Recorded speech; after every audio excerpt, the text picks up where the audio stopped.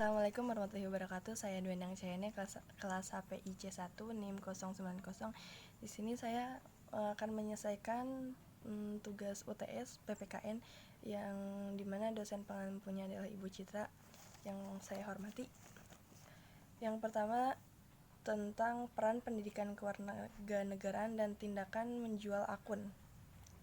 Menurut saya, menjual akun merupakan tindakan yang legal jika yang dijualnya adalah akun si pemilik, karena jual beli merupakan suatu perjanjian timbal balik sebagaimana disebutkan dalam KUH Perdata pasal 1457 menyatakan jual beli adalah suatu persetujuan dengan mana pihak yang satu mengikatkan dirinya untuk menyerahkan suatu barang dan pihak lain membayar harta yang dijanjikan. Nah, barang tersebut adalah berarti si akunnya. Jadi udah ada persetujuan tuh antara si penjual dan si pembeli.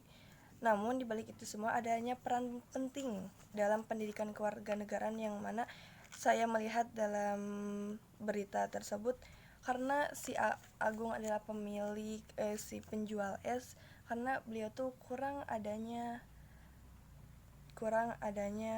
wawasan berpendidikan, yang mana dia tuh nggak tahu nih, tidak tahu menahu tentang hal tersebut, tentang entah itu si akunnya bakal takutnya disalahgunain, tapi emang sih itu hak si pembeli. Namun kan harusnya tuh dia tuh lebih bisa selektif dong, harus bisa memilih dan memilah mana yang harus dijual dan mana yang enggak. Terus sarannya sih untuk kayak Kominfo itu harusnya tuh dari pemerintah harus memperkuat sistem keamanan warganya. Yang selanjutnya adalah tentang apakah adanya sekolah elit di Indonesia dapat meningkatkan pembangunan bangsa dan menghasilkan generasi berkarakter, dan bagaimana gagasan tentang sekolah gratis. Menurut pendapat saya, iya, adanya sekolah elit bisa membantu untuk menghasilkan generasi berkarakter atau pembangunan bangsa, yang dimana sekolah elit itu lebih memadai dalam segala aspek, baik dalam tenaga kerjaan, fasilitas, terus fasilitas sarana maupun prasarana. Terus kan ketenaga kerjanya juga mereka tuh nggak asal milih gitu loh. Jadi rata-rata tenaga kerjanya atau gurunya berasal dari luar negeri, yang mana mereka tuh lebih selektif lah dalam memilih gurunya. Terus kan kurikulumnya juga berbeda, kurikulum sekolah elit dengan sekolah gratis, karena sekolah itu mereka lebih mengacu yang dimana ketika mereka lulus bisa melanjutkan ke jenjang yang lebih tinggi di luar negeri gitu. Terus serta bahasa dan sikapnya juga beda, terus kesehariannya juga terus lebih open minded. Terus ada untuk sekolah gratis itu sebenarnya,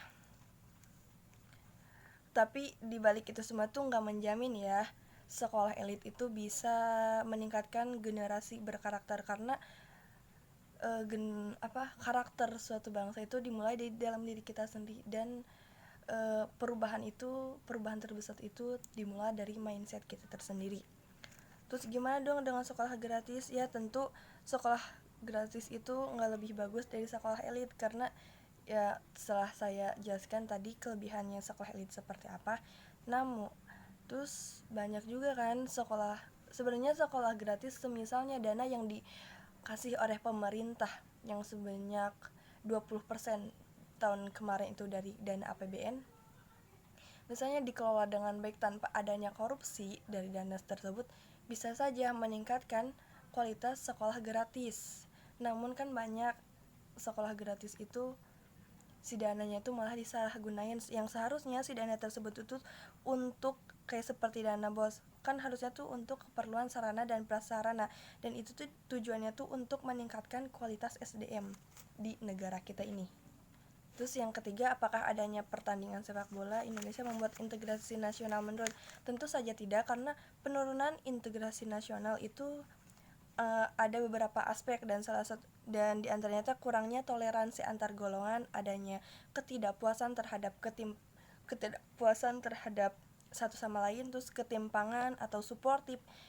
Untuk suportif itu di kita tuh sebenarnya suportif itu agak anarkis ya, karena ada oknum-oknum yang ngebuat salah satunya itu jadi di ini loh adu domba kayak gitu, akhirnya saling satu sama lain tuh saling menjatuhkan satu sama lain. Selanjutnya yang nomor 4 tuh bantuan subsidi gaji di bawah 3,5. Menurut saya tuh, kalau menurut pandangan saya itu kurang efisien, dimana yang 600 itu di era sekarang itu bukan hal yang banyak, terbilangnya itu sedikit loh, apalagi sekarang adanya kenaikan harga BBM, sandang dan pangan. Dan 600, semisalnya emang 600 itu, apalagi kan dikasihnya sekali, semisalnya emang uang 600 itu digunain untuk semisal perusahaan ini ngasih ke karyawannya 600 ini, tapi si uang 600 ini harus digunain untuk bisnis gitu loh. Jadi kan itu ada manfaatnya juga. Takutnya si uang 600 ini tuh malah, apalagi banyak loh di fenomena di kalangan di daerah saya itu lingkungannya, dimana uang itu tuh malah dibuat untuk foya-foya, nggak digunain dengan secara baik gitu. Terus kan syaratnya juga kan WNI, peserta aktif BPJS kan syaratnya tuh, serta terus dikecualiin kayak PNS, Polri, terus TNI, mikro, PKH, prakerja juga. Terus tentang subsidi yang salah sasaran ya, itu mungkin harusnya dari kan nggak mungkin dari pemerintah harus turun langsung ke warganya yang segitu banyaknya. Harusnya dari kayak kepala daerah, kayak RT RW-nya tuh harus lebih selektif loh, mana yang orang yang benar-benar membutuhkan uang tersebut, mana yang enggak. Kan emang sebanyak yang salah sasaran itu karena nggak diperbarui loh. Maksudnya gini, ada yang dulunya emang dia nggak mampu, tapi setelah beberapa tahun akhirnya mampu, namun si data itu tuh nggak diperbarui, akhirnya kan banyak dana yang salah sasaran, dan kasihan orang yang bener-bener dia nggak punya malah nggak dapet, sedangkan orang yang dia udah memiliki, udah punya, udah bisa makan segala macam, terbilangnya cukup, malah dapet gitu. Jadi kasihan ke orang yang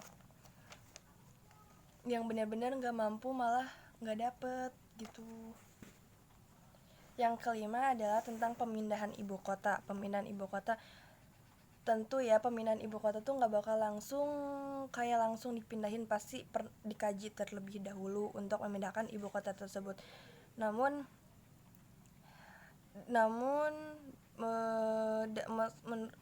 di balik itu semua tuh banyak dong, termasuk kan perhitungan dana, pasti dong dananya dihitung dulu. Namun meskipun sudah diperhitungkan, tapi negara akan tetap merugi, sebab pembangunan yang dilakukan ada pembangunan non-profit seperti istana negara, gedung-gedung pemerintahan, jalan raya, rumah untuk pejabat. Jika pusat pemerintahan ada di ibu kota baru, sedangkan pusat bisnis dan industri tetap di Jakarta, ini nggak akan menyelamatkan Jakarta, karena yang membuat orang datang ke Jakarta adalah mencari pekerjaan dan ekonomi, bukan sebagai pegawai pemerintahan. Sebagaimana menurut Gray Philly, seorang analis politik Australian National University, beliau menyebutkan ibu kota baru tidak akan menjadikan solusi di Jakarta. Tidak akan mungkin lebih banyak orang akan langsung menetap di kota baru jika Jakarta akan tetap menjadi kota terbesar dan menjadi pusat bisnis dan kebudayaan.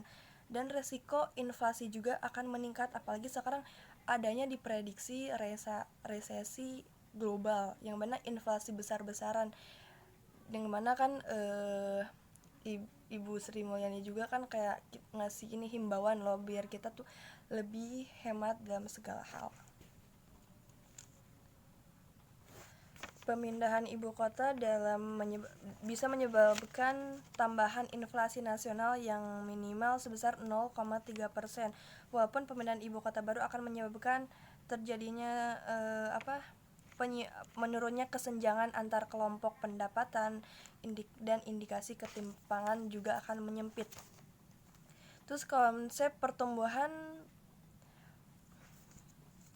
Lalu konsep pertumbuhan menekan bahwa pusat perekonomian tidak akan muncul secara alami. Pusat pertumbuhan ekonomi tidak akan muncul tanpa adanya dorongan inovasi dan teknologi oleh perusahaan-perusahaan yang beraglomerasi di suatu wilayah. Jadi nggak bakal langsung pusat ekonomi itu bakal langsung naik gitu, pasti harus adanya dorongan inovasi dulu. Terus benar-benar kita tuh kayak harus menyeimbangkan terlebih dahulu. Yang menurut saya tuh yang seharusnya dilakukan adalah menghubungkan seluruh wilayah dengan lebih baik adalah menurunkan banyaknya biaya logistik di Indonesia kayak gitu.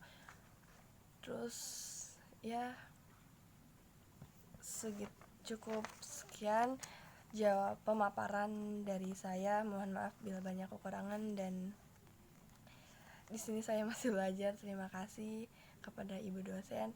Assalamualaikum warahmatullahi wabarakatuh.